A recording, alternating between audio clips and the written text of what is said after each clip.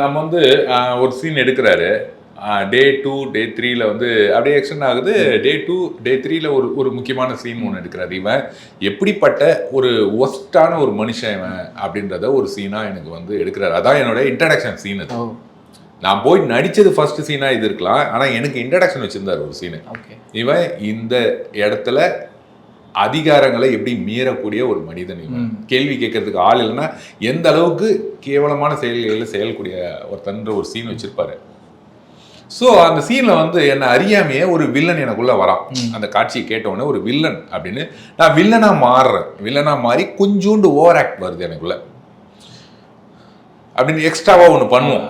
நம்மள அறியாமையே அது வரும். நம்ம பார்த்த சினிமாக்கள் நம்ம இப்படிதான் அப்படின்ற மாதிரி ஒன்று வரும்.